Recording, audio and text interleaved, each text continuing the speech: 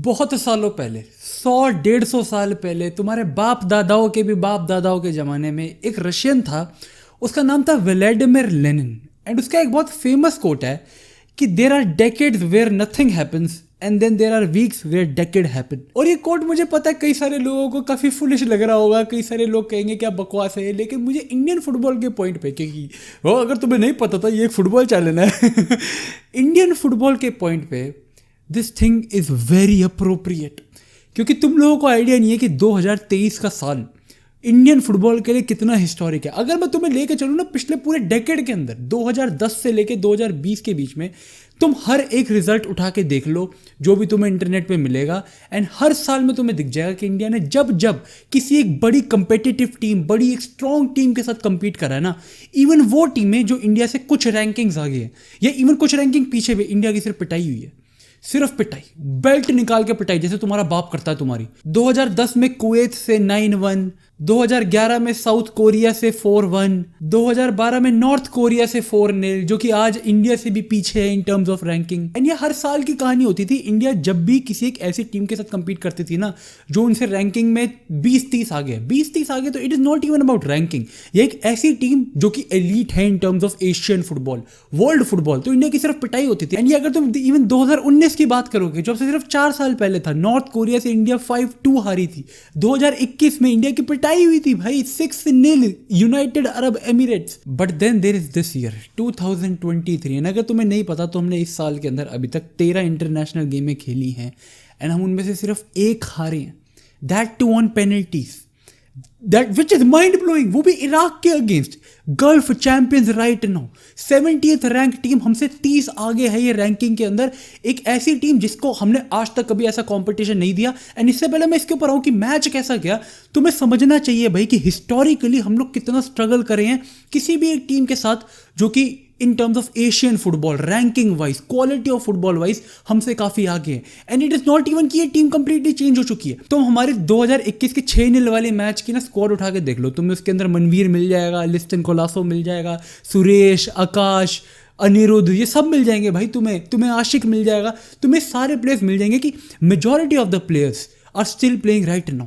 मतलब ये वो वही प्लेयर है जो तब पिट रहे थे एंड अब हमारी टीम के साथ have put on the best year हमारी फुटबॉलिंग टीम के लिए सिंस 2010। हाँ भाई बिल्कुल, मुझे पता है लोगों को ये चीज़ रियलाइज नहीं हुई है, but right now we are having the best footballing year since 2010। 2017 तुम कह सकते हो टेक्निकली, जहाँ पर हमने 7 गेमें खेली थी, हम उसमें से 2 ड्रॉ करे थे, बाकी सारे जीते थे, लेकिन तब हमने किसी सिग्निफिकेंट टीम के अगेंस्ट खेला ही नहीं था, हम किसी स्ट्रॉन्गर टीम के अगेंस्ट खेले ही नहीं थे। एंड तब हमारी सबसे बड़ी जंप आई थी in terms of FIFA ranking and all those scenarios. लेकिन अगर मैं बात करूँ ना कि जो हमने ओपोनेंट फेस करे इस बारी, लेबनान हमने फेस करी, हमने उन्हें हराया। इराक हमने अभी फेस करी, उनको हमने एक टफ कंपटीशन दिया। कुवैत के खिलाफ हम लोगों ने 2 बारी ड्रॉ खेला, उनको पेनल्टीज में हराया। एंड इस साल हम लोग जो इकलौता मैच हारे हैं that has been on penalties, जो कि एक रॉबरी थी। बिल्कुल भाई बिल्कुल, क्यों नहीं बोल सकते इसमें, तो बिल्कुल बोलेंगे। तो dude, it is a massive win despite India हार गई अगेंस्ट इराक। बट तुम लोगों को ये चीज समझ आनी चाहिए कि इंडिया हार के भी जीती है भाई। तुम ये कह सकते हो कि देयर इज प्रोग्रेस, तुम हाथ ठोक के बोल सकते हो कि भाई प्रोग्रेस है।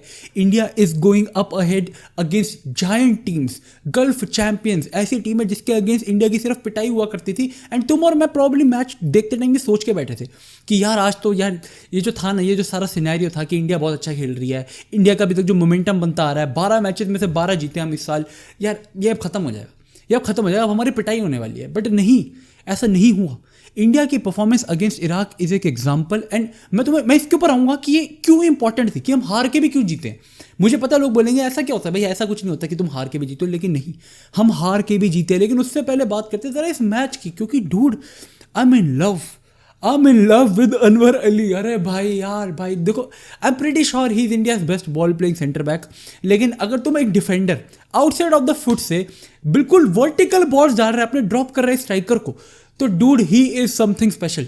मैं मजाक से हटके बोल रहा हूँ भाई, अगर कोई एक सेंटर बैक इतनी बॉल्स है ना उसकी कि भाई वो एक 70 रैंक टीम की, एक 100 रैंक टीम से खेलते हो, एक 70 रैंक टीम के अगेंस्ट, एकदम हपशी लोगों के अगेंस्ट भाई, चौड़े इतने तेज भगते हुए उनके अगेंस्ट वो बॉल डाल रहा है पैरेलल, प्रॉपर बॉल निकाल रहे सीधा स्ट्राइकर्स के लिए, dangerous passes above the line. अगर वो ये सब कुछ कर रहा है ना, तो that speaks a lot about his confidence, about his skill, about his maturity. But then obviously ऐसा नहीं है भाई कि हमारे बाकी प्लेयर्स अच्छा नहीं खेले भाई, everybody played so god damn good. I am so happy, like जो प्लेयर्स फर्स्ट हाफ के अंदर भी थोड़े लैकिंग लग रहे थे ना, वो सेकंड हाफ के अंदर they caught up. First half के अंदर ऐसा लग रहा था मनवीर कर क्या रहा है। मनवीर का बेस्ट जो आ रहा था ना contribution towards the team, that was when he used to drop, जब वो थोड़ा होल्ड अप करने की कोशिश कर रहा था, एंड उसका बेस्ट कॉन्ट्रीब्यूशन ही आ रहा था मिड लाइन के पास। तो सेकंड हाफ के अंदर जब वो एक्चुअली में विंग बैक खेल रहा था एंड डिफेंसिवली वर्क डाल रहा था, मिडफील्ड के अंदर आके खेल रहा था, जो ऑब्वियसली खेलता है, he is not a striker, या फिर वो मेजॉरिटी करियर अपने स्ट्राइकर नहीं खेला है वो, तो ऑब्वियसली वो तब अच्छा कर रहा था। गेम की शुरुआत से तुम probably as a fan expect करोगे चलो ठीक है इस मैच के अंदर इंडियन टीम पूरी पीछे बैठेगी। मेरी प्रेडिक्शन थी भाई कि इस मैच के अंदर इंडिया क्या करेगी, इंडिया पूरा टाइम पीछे बैठी रहेगी, फिर एक बॉल निकालेगी, पिंग करेगी स्ट्राइकर को, जो कि ऑब्वियसली ट्राई करेगा गोल निकालने के लिए, वो अगर वो गोल निकाल लेगा तो देन इंडिया पीछे बैठी रहेगी। बट नहीं, this wasn't their plan. They went out playing Sahal as a second striker who was pinging on those balls. वो third man runs behind in. तुम महेश का रन देखो, दैट गोल जो फर्स्ट गोल था इंडिया का, तुम उसके अंदर महेश का एंड देन सहल का लिंकअप देखो जरा, the way he was able to pick that run between the defenders and then फिर महेश की वो finish, it was a class move. And it was not एक ऐसी टीम जो कि सिट बैक करने के लिए आई है, क्योंकि इंडिया सिट बैक नहीं कर रही थी, इंडिया विंग्स के ऊपर ओवरलोड कर रही है, इंडिया अपने फुल बैक्स के ऊपर चढ़ा के खेल रही है। आशिक भाई, आई फील लाइक आशिक एक ऐसा प्लेयर है इंडियन टीम का जिसका बेस्ट नहीं निकाल पाते वो, क्योंकि वो बहुत बड़ी आइसोलेट हो जाता है। आशिक के पास काफ़ी बढ़िया फिजिकलिटी भी है, उसके बाद काफ़ी बढ़िया पेस भी है, बट देन वंस अगेन ऐसा होता है कि उसके ऊपर ना दो बंदे चढ़ जाते हैं, उसके पास कोई पासिंग ऑप्शन नहीं रह जाता। तो ये एक दो चीज़ें थी जो तुम्हें ऑब्वियसली लगेगी कि यार ये चीज़ें थोड़ी परफेक्ट हो जाए ना तो इंडिया बेटर करेगी और ज़्यादा। लेकिन वैसे अगर तुम ओवरऑल बात करोगे हमारे मिडफील्डर्स की, लाइक जैक्सन वंस अगेन, क्योंकि जब भी हम डिफेंसिव ट्रांजिशन के अंदर होते हैं ना तो तुम जैक्सन का रोल देखना। जैक्सन का रोल ये इंश्योर करना कि हम वो मिड स्पेसेस कवर कर रहे हैं। थापा का भी भाई, थापा ने इतने बॉल रिट्रीवल्स करे, जैक्सन थापा दोनों ने, क्योंकि ऑब्वियसली सहल आगे खेलता है and Sahal is more attackingly contributing player, तो डिफेंसिवली इन दोनों प्लेयर्स को ज़्यादा वर्क करना पड़ रहा था, विच दे वर मैनेजिंग। तो हमारे मिडफील्डर्स का जो एक्चुअली में एक दूसरे के लिए मेकअप करना था, that was visible on the pitch itself. And then once again हमारा स्ट्राइकर, क्योंकि डिफेंसिवली तो हम लोगों ने भाई प्रॉपर हम लोगों ने अपनी फॉर्मेशन होल्ड करके रखी, हम लोग पूरे कॉम्पैक्ट थे, हम लोग ओपोनेंट को फोर्स कर रहे थे भाई कि वो पूरे टाइम लॉन्ग बॉल्स जा रहे। भाई गल्फ चैंपियंस इराक है वो, हमने उनको फोर्स कर दिया भाई कि वो एंटायर टाइम लॉन्ग बॉल जाते रहे। फर्स्ट पेनल्टी आई, चलो ठीक है, वो भी एक ब्लॉक होना था, हाथ लग गया, कोई दिक्कत की बात नहीं है। आई वुड से इवन अगर तुम दोनों टीमों का निकाल दोगे ना, जो उनका लक फैक्टर था, तो भी 1-1 स्कोर हुआ। इंडिया का फर्स्ट गोल बहुत लकी था, क्योंकि वो थैंक गॉड उनके गोलकीपर को अपेरेंटली नहीं आती थी उस टाइम के ऊपर कीपिंग कैसे करते, वो तो गोल कैसे चला गया मेरे को समझ ही नहीं आ रहा। लेकिन नहीं, स्टिल अगर तुम लक फैक्टर भी हटा दोगे तो स्कोर 1-1 हुआ। एंड डिस्पाइट दैट अगर तुम उनकी पोजेशन के हिसाब से उन्हें जज कर रहे हो ना कि नहीं भाई एट द एंड उन्होंने बहुत ज़्यादा पोजेशन जज करी, तो फिर तो ऑब्वियसली तुम्हें नहीं पता फुटबॉल कैसे वर्क करती है। इंडियन टीम का प्लान ये था कि वो अपनी स्ट्रेंथ के ऊपर खेल रही थी। Their strength was there defence and that is what they were showing. पूरा टाइम उनको फोर्स करना कि भाई वो लॉन्ग बॉल डाल रहे हैं ओवर दी हेड। उनका एक स्ट्राइकर था भाई 6 फुट 7 इंच का, पता नहीं कितने इंच का था, मतलब वो स्ट्राइकर, बट ऑब्वियसली तुम्हें दिख रहा था उनका इंटेंट कि बस वही उनका एक टारगेट मैन है, वो उसी को एम करे जा रहे। एंड इंडिया उसको परफेक्टली टैकल कर रही थी। मिड लाइन के थ्रू कोई भी एक पास नहीं बन पा रहा, सेंट्रल चैनल से कोई भी बॉल्स नहीं निकल पा रही है। इंडिया ने जैसे जो अपना फर्स्ट गोल बनाया, सहल और महेश का जो कॉम्बिनेशन था, या पीछे से वो जो थर्ड मैन रन्स लग रहे थे, वैसे ओपोनेंट एक भी नहीं कर पाया। मुझे नहीं याद आ रहा जब ओपोनेंट ने एक भी करा हो। तो वो सारी चीज़ें थी ना, वो काफ़ी विजिबल थी कि चलो भाई इंडिया का इंटेंट काफ़ी क्लियर है कि वो ये करने आए हैं पिच के ऊपर। तो मेरे ओपिनियन मैं तो obviously I am a bit sad कि हम डिजर्व करते थे ये मैच जीतना भाई। अगर इंडिया ये मैच जीत जाती ना भाई, it would have been a declaration भाई कि we are coming for the giants. तो मेरा मानना तो यही है कि अगर हमने जैसे सेकंड हाफ के अंदर जब हमने सब्स्टिट्यूट करे, ऑब्वियसली वो ज़रूरी भी थे। सेकंड हाफ के अंदर हमने जो गेम मैनेजमेंट करी, that was very pin point. जो हमने सब्स्टिट्यूट करे भाई, मुझे पता है कि काफ़ी ज़्यादा इफ एंड बट है, क्या हमें वो करने चाहिए थे, हम काफ़ी वेल सेटल्ड थे। But then at the end अगर तुम एक ऐसे ओपोनेंट के अगेंस्ट खेल रहे हो who are just continuously coming on to you and तुम बॉल होल्ड नहीं कर पा रहे हो, तुम्हारे मिडफील्डर्स थोड़े थक गए हैं ना, अगर तुम्हारे मिडफील्डर्स बॉल चलाने वाले प्लेयर्स अगर तुम्हारे थक गए हैं ना, तो वो टाइम से रोटेट नहीं कर पाएंगे। अगर सहल ने फॉर एग्जाम्पल, सहल को बॉल रिसीव होती है थापा से एंड थापा वंस अगेन थक चुका है, वो पास लेने के लिए कहीं और नहीं आ सकता, एक एम्प्टी स्पेस में नहीं जा सकता, तो देन तुम बॉल कैसे चला पाओगे? तुम्हें तो लॉन्ग ही जाना पड़ेगा continuously obviously India second half के अंदर जैसी ये चीज़ करने लग गई थी ना, तो सब्स्टिट्यूट कर दिए गए। बट देन वंस अगेन वो सारे के सारे सब्स्टिट्यूट किए गए थे विद अ डिफेंसिव माइंडसेट। तो काफ़ी इफ एंड बट है। ऑब्वियसली हम लोग मिस कर रहे थे हमारे भाई सुनील छेत्री सर के ऊपर, हम लोग चांगटे के ऊपर मिस कर रहे थे। ये ऑब्वियसली दो सबसे बड़े मिसेस थे हमारे इस मैच के।